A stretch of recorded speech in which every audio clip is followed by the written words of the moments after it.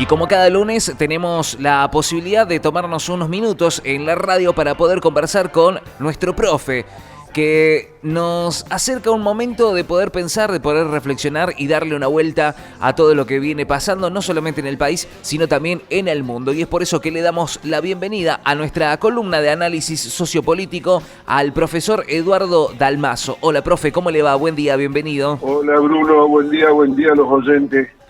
Bueno, profe, le voy a confesar, seguramente más de una oportunidad le debe haber pasado que viene un alumno diciéndole que no estudió, que no trajo ningún tema preparado, pero en esta oportunidad en realidad no es que no tenía ningún tema preparado, sino que tenía varios.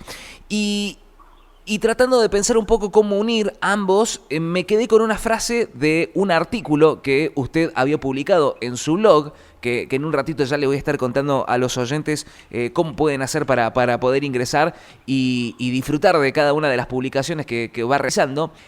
En una de esas publicaciones usted había mencionado que creo que para que una reforma fiscal cumpla su cometido de equidad federal, es necesario un modelo de desarrollo económico sustentable y de perspectivas inclusivas atenta a nuestra mejor tradición histórica. Y en ese desarrollo hablaba de que cada una de las provincias seguramente van a tener que asumir un rol protagónico en el desarrollo y en una nueva concepción, ¿no?, de esta distribución de recursos y tratando de entender justamente esta equidad federal. Yo me paré en ese punto y pienso, ¿qué posibilidades hay de que en la República Argentina comience a darse un proceso de balcanización del territorio, producto de que cada provincia va a intentar, ante esta situación económica que empieza a enfrentar el país, a intentar, lógicamente, desde su lugar, desde su perspectiva y desde sus recursos, bueno, autosustentarse, ¿no? A diferencia de lo que pueda llegar a suceder a nivel nacional, evidentemente cada provincia intentará hacer lo propio. ¿Esto puede llegar a provocar una balcanización del territorio? Primero en lo que tiene que ver con recursos naturales y después ya en una cuestión más bien cultural. Mirá, balcanización sería una situación extrema, pero sí va a haber diferencias fundamentales. El hecho del proyecto Rigui, la minería, petróleo, cambia las relaciones de fuerza dentro de las provincias. Ya no son las provincias del litoral con su riqueza agropecuaria las que tienen que sostener las finanzas del país, sino que se van a dar otras provincias como la de ustedes, como la del sur, la de Salta, Rioja, mejor Catamarca, San Juan, que van a tener nuevos recursos impensables antes. Entonces, esto va a crear, por supuesto, una defensa acérrima, y llegar a acuerdos no va a ser fácil, porque la reforma constitucional planteó la necesidad de una ley que nunca por algo no se trató porque sabían que era imposible llegar a un acuerdo. Sin embargo, las provincias que en este momento están financiando, están reclamando cambiar las reglas, caso de Córdoba, Santa Fe y la propia Buenos Aires. Buenos Aires se ha visto, no se ve ahora, beneficiada por recursos, pero por cajas políticas, no por el sistema de coparticipación. Eso hay que tenerlo claro. Digamos que los cambios van a ser fundamentalmente de poder político. Claro. El sur y ciertas provincias cordilleranas, lo que incluiría a Mendoza también, van a tener mucho más poder que lo que históricamente tuvieron, muchísimo más poder. Conducir esas relaciones diversas de intereses, solamente una gran capacidad política de la dirigencia y unos ejes de entendimiento básico. Y hay que trazar un camino, y ese camino hay que conversarlo, dialogar, para llegar a un acuerdo, ¿no? Un tema muy complicado. Claro, porque yo comienzo a ver en esta situación, porque, bueno, hoy va a ser un día clave para lo que tiene que ver con el nuevo proceso económico para la República Argentina y sobre todo para el gobierno, pero veo que dentro de los planteos que realiza el Fondo Monetario como exigencia para el desembolso del dinero y del préstamo, hay cuestiones que tienen que ver sobre todo con lo energético, ¿no? Hacen hincapié en la quita de subsidios, en reacomodar la cuestión energética. Y creo que comienza a darse nuevamente esta situación. Yo porque el haber estado viviendo en Córdoba y venir acá, uno empieza a tomar un poco más de dimensión con respecto a la mirada que tiene el patagónico con sus recursos, ¿no? Dicen, che, yo tengo los ríos acá, me pasan por la puerta de mi casa, son los que generan la electricidad para casi toda la República Argentina y de repente yo estoy pagando más que lo que paga el que vive en la ciudad de Buenos Aires y que no produce absolutamente nada en relación a eso. Eso puede llegar a profundizarse justamente estas diferencias, por eso vuelvo a plantear esta cuestión de, si bien es un poco fuerte la palabra balcanización, pero empieza a haber una división, ¿no? En lo que tiene que ver con los que, che, yo tengo el recurso, pero vos lo consumís, pagás menos que yo, no es válido, ¿no? No es justo. Bueno, depende de dónde surgen los recursos. O sea, están temas como el recurso natural y están las inversiones para que el recurso natural se produzca, ¿no? Uh-huh. O sea, eso también los sureños tienen que tenerlo en cuenta. No obstante, lo del Fondo Monetario es clarísimo. Hasta hay una apertura a la Argentina en base a las riquezas naturales a explotar, donde yo supongo que el secretario de Estado que viene del Tesoro, creo que viene a visitar al gobierno, a Milei, sí, le viene a decir quién tiene prioridades en las grandes inversiones. Te sostenemos en el fondo, pero las inversiones prioritarias son estas, como corresponde a las relaciones de poder, ¿no? No me asusto, claro. Pero no hay que ser ingenuo. Esto implica, digamos, todo este préstamo tiene que ver con la posibilidad de devolverlo a partir de las exportaciones y de las inversiones, de las grandes inversiones que se van a radicar en Argentina, que no se están radicando justamente porque nadie quiere invertir para no llevarse las utilidades, claro, que era el caso de las utilidades de años anteriores. Entonces está todo planteado en esos términos. Pero, digamos, por ejemplo, lo que vos planteabas, es verdad, los recursos nacen de las riquezas mineras de la tierra, de la cordillera.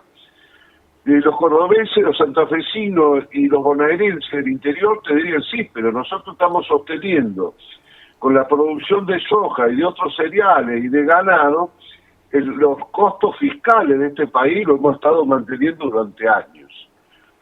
Bueno, ellos no quieren hacer eso más y el sur querrá defender sus intereses o los cordilleranos sus intereses. No es un tema menor, por eso escribí sobre el tema, porque hay que ponerse a trabajar. Y se tienen que poner a trabajar las provincias y el Estado Nacional. Es más, yo creo que escribo ahí que las provincias deberían aunarse a hacer un proyecto antes que el Estado Nacional imponga un proyecto que no satisfaga a nadie. Claro. Creo que es así, ¿no? Exacto. Ahora, la pregunta justamente es eso. ¿Eso no provoca en un punto una sectorización? Va a haber seguramente una zona que tendrá una cierta riqueza producto de los recursos naturales y de la explotación, si es que se llega a un buen acuerdo. Va a haber otra zona que también tendrá sus diferencias, pero hay otras provincias que no tienen los recursos que sí tiene, como recién lo mencionaba, la región centro o quizás la zona cordillerana. ¿Qué pasa con esas provincias? ¿No empieza a haber como también un desfasaje? Una gran diferencia entre los recursos de uno y otra?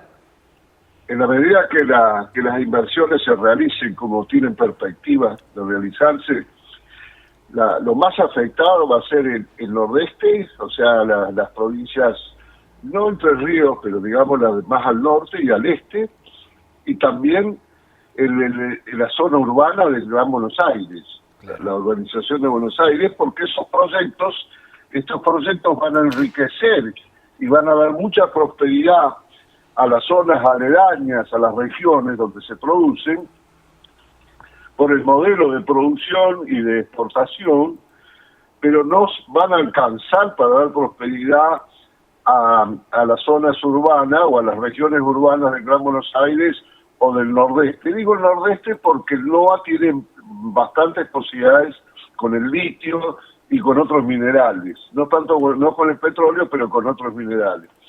Entonces, eso hay que contemplarlo, y eso significa un plan de desarrollo. Por eso yo señalo que para que tengan una mirada de justicia, una reforma fiscal, tiene que estar atada a un plan de desarrollo.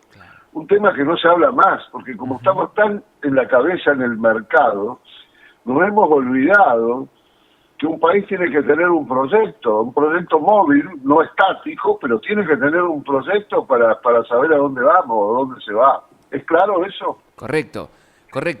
Que es parte de lo que yo también, mientras iba dando el anuncio de lo que iba a pasar durante justamente esta semana o el arranque de esta semana, hay toda una estructura en que va en torno al mercado, pero hace rato que no gira en torno a lo productivo, ¿no? No hay anuncios para las pymes, no hay anuncios tampoco para una mejora en la cuestión crediticia para el que quiere emprender. Entonces hay una situación desde lo productivo que se empieza a volver perezoso, ¿no? No hay una cuestión productiva y solamente estamos viendo qué beneficios o no se pueden llegar a sacar de esta famosa timba financiera. Profe, quiero que en esto me pueda guiar a ver si estoy en lo correcto. Yo digo, hoy también arrancaba en esto, ¿no? Evidentemente el Fondo Monetario propone dentro de sus cláusulas cosas que todavía no se conocen, ¿no? Nosotros no las conocemos, no las sabemos, hay algunas que se empiezan a conocer, pero hay otras que no. Yo digo, de repente, el país que tiene la máquina para imprimir papelitos, de repente, lógicamente no va a querer que le devolvamos papelitos porque ellos tienen la máquina para imprimir esos papelitos. ¿Qué cree usted, profe, que hay detrás de los pedidos que realiza el Fondo Monetario Internacional como exigencia, como devolución, si se quiere, de parte de la deuda que nosotros tenemos con el Fondo Monetario? Los primeros somos los principales deudores del Fondo Monetario, ya con el monto anterior de deuda y lo acreciente, es un caso extraordinario. Eso no es casual. Significa que los poderes fácticos de Estados Unidos y de algunos países están mirando a Argentina como una gran proveedora de minerales y de petróleo, gas sobre todo, y que están en condiciones de imponerle determinadas reglas, determinadas políticas. Esa es una. Y la otra es que el fondo tiene que demostrar que le van a devolver valga la redundancia, los dólares que está facilitando. Por supuesto, Argentina tiene un poder interesante ahora, porque cuando se es un gran deudor, se tiene poder. Ajá. Pero ese poder tiene que pasar por manos inteligentes, con una visión de desarrollo, con un proyecto que exceda los intereses financieros de la City o de Buenos Aires y que contemple el conjunto de la sociedad. Lo cual en este momento no parecería que tuviéramos ese tipo de dirigencia. Tenemos más bien una dirigencia con una mirada financiera y de metrópoli. Por lo mismo que vos estabas explicando o digamos, preguntando, ¿no? ¿Cree que a largo plazo esto puede desembocar en algo más complejo? Piense que hay una perspectiva de que, bueno, el país pueda tener con este desembolso una... Me atrevo a decir una segunda oportunidad, pero no sé si es una segunda oportunidad, porque hemos tenido ya varias oportunidades con respecto a ir a golpearle la puerta al Fondo Monetario para que nos preste plata. Piense que hay en perspectiva de aquí en adelante algún tipo de, por lo menos, estabilización en lo que tiene que ver con la inflación, la cuestión monetaria y el desarrollo del trabajo, o se esperan más complicaciones. Es buena pregunta la tuya. Lo divido en dos. La inflación no es solamente un fenómeno monetario, exacto, es también un fenómeno monetario, pero excede lo monetario, como lo está demostrando el comportamiento de la inflación en el último mes y que ha estado reprimida de alguna manera por una tasa de cambio forzosa que nos ha costado, considerando de enero ahora, aproximadamente 8 mil millones de dólares, lo cual es una brutalidad. Quiere decir que este es un país que no aprende a no despilfarrar. Vivimos despilfarrando y eso se paga a la costilla del ciudadano, ¿no? Del ciudadano de a pie sobre todo. Pero voy a la segunda parte de la pregunta. Yo no conozco las cláusulas porque además se manejan con un secretismo que alarma. pero supongo que el fondo en esta oportunidad algún reaseguro se tiene que haber tomado. Y si no se lo ha tomado, realmente el poder de Argentina es muy grande, porque cuando uno debe tanto, tiene otras condiciones para negociar, ¿no? Completamente. Nunca, no lo había pensado de esa manera, ¿no? De siendo deudor uno puede tener la sartén por el mango, pero bueno, es como dice usted también, ¿no? Depende también de las manos que sostengan esa sartén y cuán inteligentes puedan llegar a ser para poder manipular eso, ¿no?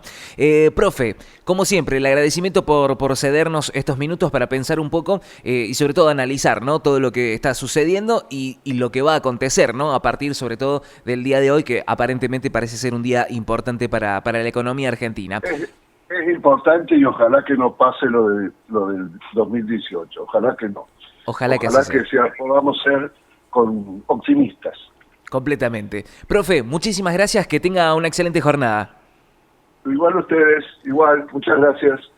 Estuvimos conversando con el profesor Eduardo Dalmaso, nuestro profe que nos ayuda a pensar un poquito más lo que va pasando en la región, en el país, en el mundo, sobre todo lo que viene pasando ahora, ¿no? Con estos nuevos tratados, esta nueva situación que atraviesa la República Argentina y sobre todo lo económico, pero también con ese impacto social que tiene, ¿no? Porque no nos olvidemos de esto.